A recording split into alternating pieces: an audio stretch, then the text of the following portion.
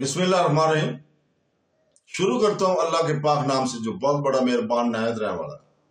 دوستو، بہنوں، بھائیوں، بزرگوں، السلام علیکم ورحمۃ اللہ وبرکاتہ۔ جنگ احد، غزوہ احد کی 22 نمبر قسط میں ہم آپ کو خوش آمدید کہتے ہیں۔ تو ہم بات کر رہے تھے جنگ احد میں ہمارے ارکان جو حضور پاک صلی اللہ علیہ وسلم کے ساتھ تھے وہ تعداد میں دونوں ہاتھوں کی انگلی سے زیادہ نہ تھے حضور پاک صلی اللہ علیہ وسلم کے ارد گرد، لہذا صحابہ اپنے نبی کی طرف چلے اور مشرکین کی ضربات کا مقابلہ کرنے کے لیے جن کا رخ حضور پاک صلی اللہ علیہ وسلم کی ذات کی طرف تھا، اپنی جانوں سے ایک بشر فصیل قائم کرنے لگے۔ اور اس دفعہ صحابہ کا مقصد بدرجہ اول اپنے نبی کریم صلی اللہ علیہ وسلم کی زندگی کا تحفظ کرنا تھا، جو اس خوفناک صورتحال سے دوچار تھی کہ جن جنگوں میں رسول کریم صلی اللہ علیہ وسلم نے حصہ لیا ہے ان کی تاریخ میں اس کی نظیر نہیں پائی جاتی، اور اس کی وجہ سے کہ رسول کریم صلی اللہ علیہ وسلم شکست اور مسلمانوں کے اضطراب اور انتشار کے بعد اپنے صحاب کی ایک چھوٹی سی جماعت کے ساتھ قیادت عامہ کے ہیڈ کوارٹر میں باقی رہ گئے تھے۔ اس لیے مشرکین آپ کے نزدیک تھے، انہوں نے اس موقع کو غنیمت جانا اور ان کے سواروں اور پیادوں کی ایک فوج آپ کو اکیلے پا کر اور آپ کے صحاب کے آپ کو چھوڑ کر منتشر ہو جانے کی وجہ سے رسول کریم صلی اللہ علیہ وسلم کی ذات کو نشانہ بنا کر آپ پر تیزی سے حملہ کرنے لگی، اور محمد بن عبداللہ ہاشمی بنی نبی سلار اس سریع اور بے طرفِ حملوں کے مقابلے میں مضبوط پہاڑوں کی طرح ڈٹے رہے اور حملہ آوروں سے بے نظیر شجاعت اور شوق سے جنگ کی، اور آپ کے قلیل اصحاب جو آپ کے ساتھ ثابت قدم رہے تھے وہ اس وقت آپ کی مدد کر رہے تھے۔ ان میں سے بعض نے مارکا کے آغاز سے آپ کا ساتھ نہیں چھوڑا تھا، اور بعض شکست کے وقت سرحد کے آپ سے آ ملے تھے، جلدی سے آپ کے ساتھ آ ملے تھے۔ اس خوفناک جنگ کے دوران رسول پاک صلی اللہ علیہ وسلم کو بہت زیادہ زخم آئے، اور آپ کا آئینی خود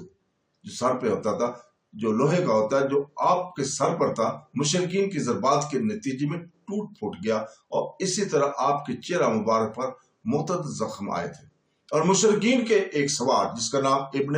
کمتا تھا نے یہ کہتے ہوئے آپ پر حملہ کر دیا تھا کہ محمد صلی اللہ علیہ وسلم کہاں ہے؟ اگر وہ بچ گیا تو میں نہیں بچوں گا۔ اور ابن کمتا کے جنگ کے دوران ابن کمتا نے آپ کو تلوار ماری اور اس سے آپ کو شدید ضرب لگائی، لیکن اس نے آپ کو کوئی زند نہ پہنچایا، کیونکہ رسول پاک صلی اللہ علیہ وسلم دو زریں پہنے ہوئے تھے، اور اس چوٹ نے رسول پاک صلی اللہ علیہ وسلم کے کندھے کو تکلیف دی اور وہ اس سے متاثر ہوئے، اور اس کی وجہ سے آپ 1 ماہ سے زیادہ عرصہ بیمار بھی رہے، اور دشمن خدا کو ضرب سخت دی مگر وہ اس سے 2 زروں کو پھاڑنے کی قوت نہ پا سکے، اور رسول کریم صلی اللہ علیہ وسلم اس سے بچ گئے۔ اسی طرح اس جنگ کے دوران آپ صلی اللہ علیہ وسلم کے چہرے پر زخم آئے، آپ کو ابن کمتا نے زخم لگایا جو آپ اصحاب کے ساتھ پے در پے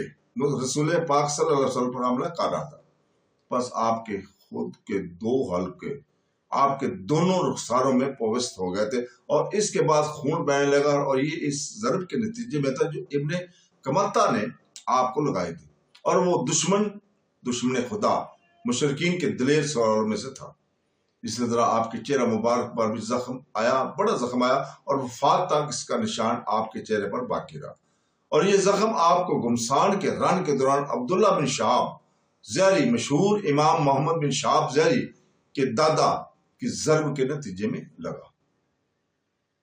اس طرح آپ کے نچلے 4 دان ٹوٹ گئے تھے، اور جب عتبہ بن ابی وقاص حضرت سعد بن ابی وقاص کے بھائی نے آپ کو بہت بڑا پتھر مارا تو آپ کا ہونٹ پھٹ گیا تھا۔ اسی طرح رسول پاک صلی اللہ علیہ وسلم اس کٹھن اور خون ریز کا گڑھی میں ایک گہرے گڑھے میں گر پڑے تھے، اور آپ کے دونوں گھٹنے زخمی ہو گئے اور آپ بے ہوش ہو گئے تھے، اور آپ صلی اللہ علیہ وسلم کا دفاع کرنے والے صحاب نے آپ کو بچانے کے لیے جلدی سے کام لیا، اور حضرت علی بن ابو طالب کرم اللہ وجہ نے آپ کا ہاتھ پکڑ لیا، اور حضرت طلحہ بن عبید اللہ نے آپ کو گڑھے سے اٹھایا، حتیٰ کہ آپ سیدھے کھڑے ہو گئے تھے اس وقت۔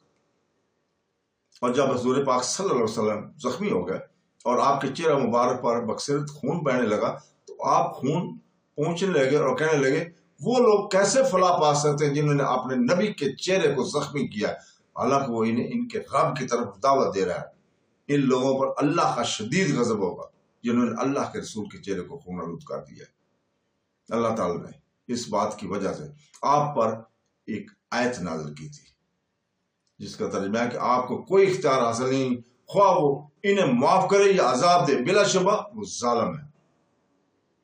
رسول کریم صلی اللہ علیہ وسلم کو جو غزند پہنچا، جو زخم آئے، اس وقت آپ اپنے قلیل اصحاب میں موجود تھے۔ اسی دوران میں کہ آپ اسی حالت میں تھے، آپ کے جن اصحاب کو شکست نے پرگندہ کر دیا تھا اور وہ آپ کی طرف آنے لگے، اور اسی طرح مشرکین بھی آپ پر حملہ کرنے لگے، پس نئے سرے سے تنور گرم ہو گیا تھا اور رسول کریم صلی اللہ علیہ وسلم کے گرد زبردست جنگ ہونے لگی تھی۔ اسی دوران مشرکین نے مخالفت میں حضرت محمد صلی اللہ علیہ وسلم پر حملے کیے، اور ان میں سے طاقتوروں اور جنگجوؤں نے آپ کے قتل کے لیے ایک دوسرے سے ٹکرائے، اور آپ کی جن چیتا اصحاب نے آپ کی زندگی کی دفاع میں اپنی جانوں کو رازاں سمجھتے ہوئے آپ کی گرد ہلکا بنانے میں سرحد سے کام لیا، جلدی سے کام لیا، ان پر سخت مصیبت آن پڑی۔ دشمن کا حملہ دگنا ہو گیا اور اس کے زور بڑھ گیا،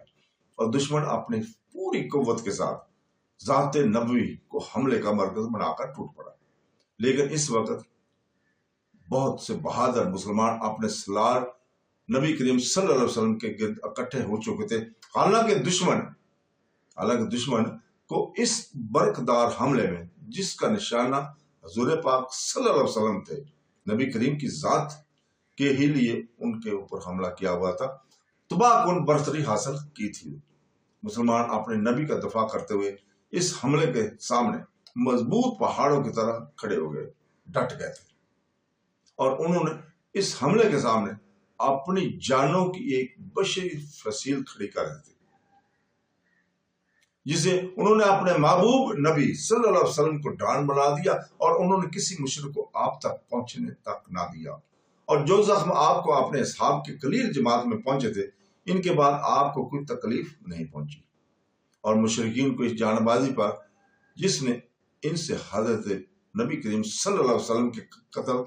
کرنے نعوذ باللہ کا موقع ضائع کر دیا تھا، غصہ آیا، اور انہوں نے رسول پاک صلی اللہ علیہ وسلم کی کمان کی ہیڈ کوارٹر پر اپنے حملے سخت کر دیا، اور حضور پاک صلی اللہ علیہ وسلم کے اصحاب اپنے نبی کے گرد یکے بعد دیگر خوشی سے قتل ہو کر گرنے لگے۔ اور جب کبھی کسی ایک محافظ کے قتل ہونے سے کوئی رکھنا پیدا ہوتا تو دوسرا جلدی سے اس رکھنے کو پر کر دیتا تھا، اور جو لوگ حضور پاک صلی اللہ علیہ وسلم کا دفاع کرتے ہوئے شہید ہوئے، ان کی اکثریت انصار کی ہی تھی۔ تو دوستو، اسی جگہ پہ ہم رکتے ہیں، کل انشاءاللہ تعالیٰ ہم اگلی قسط یہیں سے شروع کریں گے۔ اللہ حافظ۔